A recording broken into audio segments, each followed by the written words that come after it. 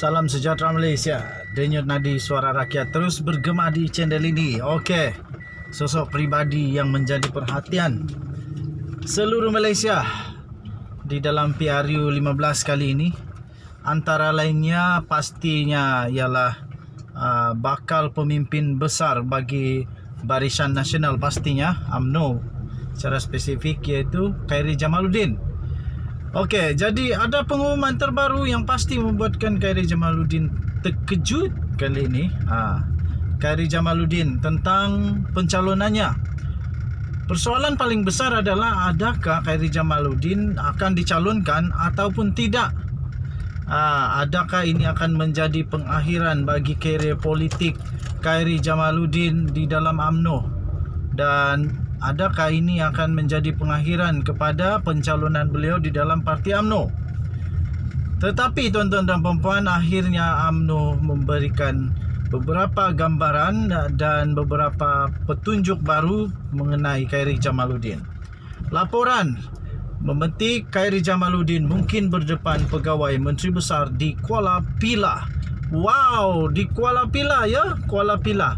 Jadi apakah berita ini? Ini baru diterbitkan sebentar tadi tuan-tuan dan puan-puan. Baru saja diterbitkan sebentar tadi. Spekulasi timbul mendakwa UMNO akan mencalonkan Khairy Jamaluddin di kerusi Parlimen Kuala Pilah pada PRU ke-15. Menurut satu laporan yang dipetik daripada Sinar Harian, satu media arus perdana yang memetik daripada sumber, Menteri Kesihatan yang sekarang menjadi Menteri Sementara, Menteri Kesihatan Sementara itu memerlukan kerusi selamat yang dapat menjamin kemenangannya, memandangkan dia adalah aset kepada UMNO. Sepatutnya dia boleh menang lagi kot di Rembau, tapi malang sungguh tuan-tuan dan puan-puan apabila terpaksa dia melepaskan Parlimen Rembau kepada Tok Mat Hassan.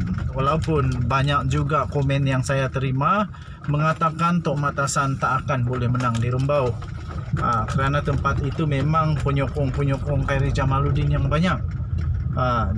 Kata sumber itu, jadi kerusi Port Dickson tidak sesuai buat Khairy Jamaluddin, dan ada juga cadangan untuk beliau diletakkan di Kuala Pilah. Tengoklah nanti keputusan parti macam mana, kata sumber UMNO itu seperti dipetik melalui Sinar Harian itu. Khairy merupakan penyandang ahli Parlimen Rembau dan sudah memegang kerusi itu selama 3 penggal. Dah 15 tahun Khairy Jamaluddin menjadi menjadi ahli Parlimen Rembau. Tapi akhirnya setelah 15 tahun memberikan baktinya kepada Rembau, dia terpaksa menerima kenyataan bahawa timbalan Presiden UMNO mau bertanding di sana. Jadi dia pun melepaskan dengan rela hati agaknya lah. Yalah, takkanlah pula tidak rela hati. Kalau tidak rela hati nanti bergaduh pula. Namun dia terpaksa memberikan laluan kepada timbalan Presiden UMNO, iaitu Tok Mat Hassan pada PRU kali ini. Okey, susulan daripada itu, beberapa UMNO bahagian di pelbagai negeri secara terbuka telah menawarkan kerusi kepada Khairy Jamaluddin untuk bertanding. Maksudnya mereka tidak mahu Khairy Jamaluddin terus hilang lah. Mereka mau support, mereka mau sokong Khairy Jamaluddin. Jadi UMNO dikatakan akan meletakkan kononnya di Port Dickson, iaitu kerusi pembangkang sejak tahun 2008. Tetapi perkembangan terbaru ini menyifatkan Khairy Jamaluddin mungkin akan dipertandingkan atau diberikan bertanding di Kuala Pilah. Kuala Pilah juga merupakan kubu kuat Barisan Nasional UMNO.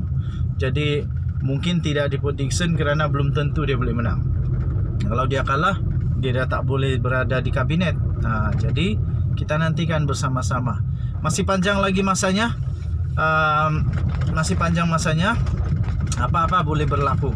Lompat melompat semakin hebat, katak si katak lompat semakin hebat. Tapi sekarang sudah ada akta lompat parti, so tidak boleh lagi lompat parti untuk membawa kemenangan itu. Dia boleh lompat parti tapi semuanya digugurkan. Denyut nadi suara rakyat bergema di channel ini. Kita jumpa lagi. Selamat pagi Malaysia. Bye bye. Tuan dan puan-puan yang dihormati sekalian, ini barulah pengumuman paling terbaik.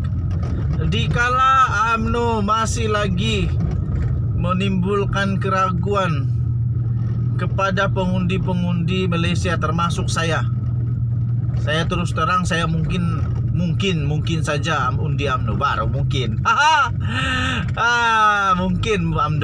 mungkin undi UMNO, ataupun saya besar kemungkinan undi GRS, ataupun mungkin juga saya undi PKR pula, Pakatan Harapan. Suka hati saya lah mau undi siapapun, kita demokrasi apa. Jangan kasih rasuah saya tidak makan rasuah. Tak best lah rasuah-rasuah. Makan RM50 merana berpuluh tahun. Kalau kau suka, kau kena rasuah RM50 bikin bayar tambang, lepas itu kau merana berpuluh tahun, dipersilakan. Apa yang berlaku? Pakatan Harapan akhirnya mengumumkan pengumuman yang dinanti-nantikan oleh seluruh peminat-peminat Pakatan Harapan, penyokong Pakatan Harapan. UMNO masih lagi ragu-ragu. Bukan mereka yang ragu, tapi menimbulkan keraguan kepada kami, pemimpin pula, pengundi-pengundi. Kami pun ragu-ragu. Betulkah Zahid Hamidi akan melepaskan peluangnya menjadi Perdana Menteri kalau BN UMNO menang? Betulkah? Itu persoalan lah. Kenapa ada persoalan? Sebab Ismail Sabri Yaakob bukan Presiden UMNO. Dia bukan Presiden UMNO. Dia hanya naib presiden saja di dalam UMNO. Timbalan pun bukan. Jadi menimbulkan keraguan. Adakah dia akan menjadi Perdana Menteri kalau BN UMNO menang ataupun Zahid Hamidi? Sebab menimbulkan keraguan, takkanlah Zahid mau lepas peluang. Begitulah. Itulah keraguan yang boleh timbul.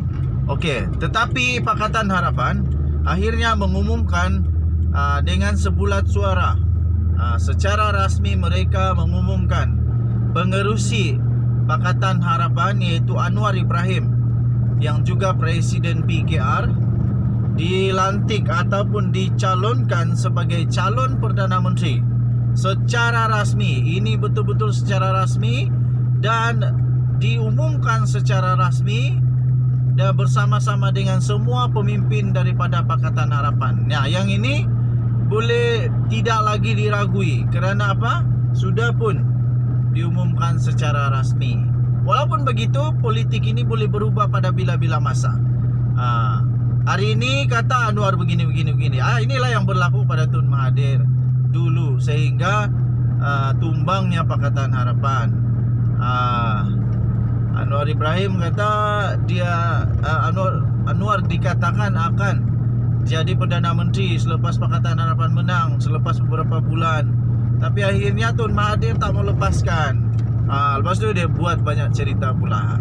Okey, jadi kali ini Pakatan Harapan sekali lagi mencalonkan Perdana Menteri, calon utama, bukan calon utama, satu-satunya calon Perdana Menteri Malaysia Pakatan Harapan adalah Anwar Ibrahim. Okey, adakah dengan pencalonan beliau, bukan calon, adakah dengan menamakan beliau ini sebagai Perdana Menteri sekiranya Pakatan Harapan menang akan meningkatkan lagi peluang untuk Pakatan Harapan menang? Kamu tinggalkan komen kamu. Adakah betul atau tidak bahawa dengan calonnya, dengan jadinya Anwar Ibrahim sebagai calon tunggal Pakatan Harapan untuk menjadi Perdana Menteri, adakah peluang untuk Pakatan Harapan menang menjadi lebih besar? Ataupun tup-tap lah ini pula penyebab Pakatan Harapan boleh kalah. Tup-tap lah ini pula penyebab boleh kalah. Denyut Nadi Suara Rakyat terus bergema di channel ini. Jangan lupa tekan butang subscribe, like dan share. Kita jumpa lagi. Bye bye Malaysia.